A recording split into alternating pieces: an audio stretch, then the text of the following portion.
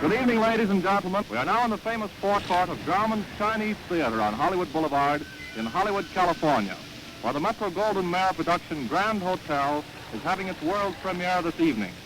The outstanding cast of the motion picture industry has been lavished on this production.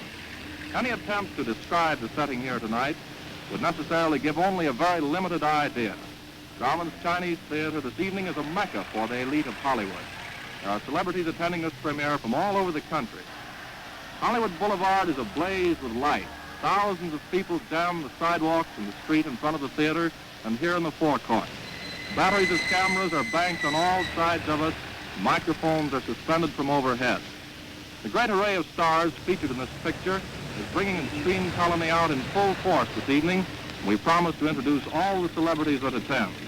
You probably know from the advanced pictures and publicity that have been sent out, the action of the picture Grand Hotel centers around the great circular desk in the lobby. That same desk has been erected here this evening, and as the stars arrive, they will be asked to sign the hotel register. Naturally, it would be outside the province of anyone not connected with the film industry to attempt the introduction of Screenland's famous personages, so I will now turn the microphone over to our master of ceremonies, one of the outstanding actors of the screen, and a man of whom the film industry is very proud, Mr. Conrad Nagel.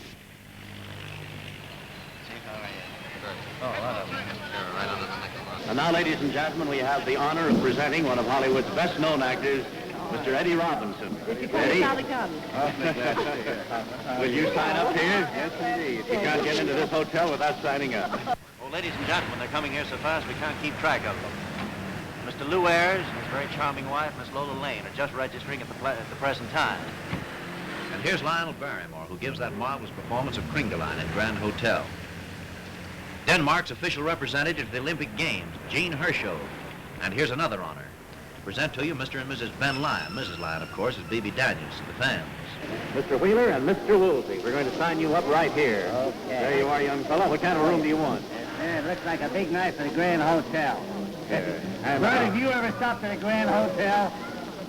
What you say? Have you ever stopped at a Grand Hotel? I don't know. I'll have to go home and look at my towel.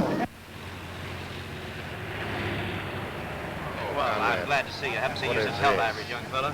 How are you? I'm glad to see you. Ladies and gentlemen, here's a chap that needs no introduction, Mr. Wally Beery. Thank Wally, you. will you sign up here? Yes, thank you, ladies and gentlemen.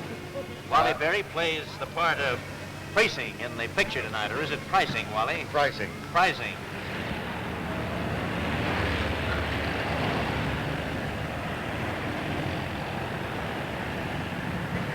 Ladies and gentlemen, now I'm in a tough spot. I have to introduce my boss, but he's also been one of my best friends for 8 years, Mr. Louis B. Mayer. Mr. Mayer, will you sign up? You bet. We'll give you the best in the house. It's a great night. I think we better turn this over. Want to start a new page. Yes, sir. Thank you very much. Won't you say just a word for us? It's surely a great night. I'm only sorry that all my friends from the East, our President Nicholas Schenck and my associate Mr. Rubin can't be here and see the sight. I'm proud to be the head of an organization that can turn out the products we've been turning out. Our fans are entitled to the best, and I'm thankful that we can supply what we consider fine pictures. Proud of my associate, Irving Thalberg, who was able to make this picture himself. And I hope you'll all enjoy it, as it gave us a thrill to make it.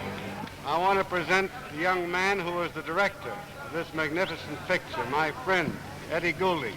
Here you are, Eddie. Say a word to the fans. Well, this is a spot. The director sounds very pompous at this time. How are you, Eddie? I'm glad to see you. It wasn't a man. Don't forget to sign up here. You've got to sign up to the register. Yes, sir.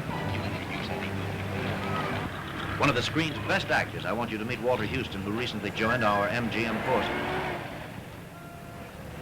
Lillian, I haven't seen you since we were barnstorming over in Brooklyn. That's right. I couldn't be more excited. My own opening, I can't speak. I'm so scared. Are you glad to get home again? Well, after 8 months of Europe and New York, it's marvelous to get back here and see something really sensational with this opening. Brooklyn's very nice, but California looks good when we get Brooklyn back. looks nice to me. It's where I came from.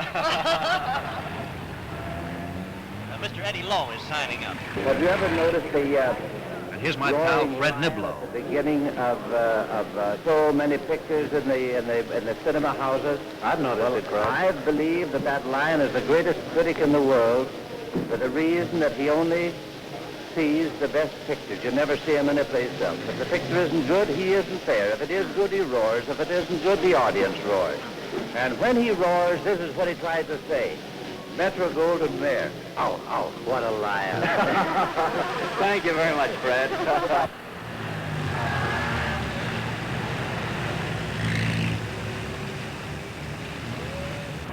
Sign up, Bob. What would you like? Oh, I want 2 rooms and 3 beds. 2 rooms and 3... What are the 3 baths for? One every week for 3 weeks. Well, it took Grand Hotel to bring Lou Stone out of seclusion. We've got to introduce lovely Anita Page here. How are you, Anita? Oh, I'm fine. Thank you. Is this the book? Ladies and gentlemen, this is Marlena Dietrich. And her husband, Mr. Rudolph Sieber. No, our eyes don't deceive us. It's Anna Q. Nielsen, fully recovered from the accident that kept her from the screen so long. Miss Jean Harlow, ladies and gentlemen, is just going to register. Thank you so much, Mr. Mayor. Miss Harlow has just come back from one of these personal appearance trips. I followed her up about 3 weeks behind her. How did you like it? I loved it. But I can't write with gloves. And here's the screen's first gangster. He's now playing the lead in The Red-Headed Woman.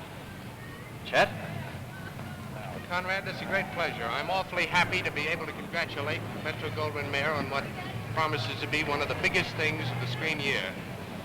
You know, Metro-Goldwyn-Mayer actors are very lucky. John Barrymore came over to MGM, and look what he got. Garbo. Then there's Wally Beery. Look what he got. Joan Crawford. I've just signed with MGM, and look what I got. The Red-Headed Woman. The debonair young gentleman hiding under the high hat is Billy Haynes. Ah, and here are Mr. and Mrs. Douglas Fairbanks, Jr. Mrs. Fairbanks, of course, is Joan Crawford, as you all know. Joan, it's very sweet of you to come over. How are you? Glad to see you. You have a nice sunburn. Will you register?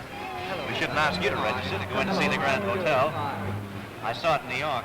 Joan saw the opening of a grand performance. Thank you, Conrad. Everybody in the country is going to be arguing all winter long who gives the best performance in Grand Hotel. Won't you say just a word? I'm too nervous. Are you really? I'd like to say only one thing. Hello to Rennie Adbury, listening in. Oh, thank you. That's very sweet, Joan. Doug, will you register here? I know who steals the picture, but I'm prejudiced. I don't blame you. Miss Constance Bennett, ladies and gentlemen, is coming up to register. And her husband, the Marquis de la Falaise. Pandemonium breaks loose. Chains, ropes, and police cordons fail to hold the crowd as it catches sight of the star it's been eagerly awaiting. There's a wild, surging rush forward, carrying police and barriers with it, as the frenzied spectators struggle to greet and acclaim their favorite. Ladies and gentlemen, here comes the thrill of the evening. It's a great privilege and a great pleasure to present to you. Come on over here, Norma. It's your turn. You probably guessed from the cheering that it's Miss Norma Scherer. Hello, Norma. How are you? Very glad to see you. You don't have to hand me a speech, darling. I'm not going to make one. Aren't you really? First of all, I want to say how glad I'm to see you back. Well, I'm glad to get back, Norma. Conrad, do you know that I never can make up my mind whether I'd rather be outside of one of these dinners or inside? I think with a picture like tonight, I'd rather be inside. You know, being a fan, it's hard, darling. I'm excited about seeing this picture, so I've never been in the studio before in my life. Good. I want to congratulate everybody in it. I think they're all marvelous. I just wish I'd been in it myself, but can't have all the luck, can you? No, that's right. Thank you, Norma. That's very sweet. Here, you can't go in without registering. Oh, I have to register? And he is a very great actor and a splendid fellow and a very great friend, Mr. Clark Gable. And now, friends, the excitement breaks all bounds. With frenzied cries, the crowd surges forward. Ropes and chains are strained to the breaking point. And like the bursting of a dam, the barriers finally give way. The police who've been able to maintain order until now rush madly to control the released humanity. But only the stout chains held by the vigilant guards at the entrance of the forecourt can stem that rush as the enthusiastic spectators dash forward to greet and acclaim their favorite stars.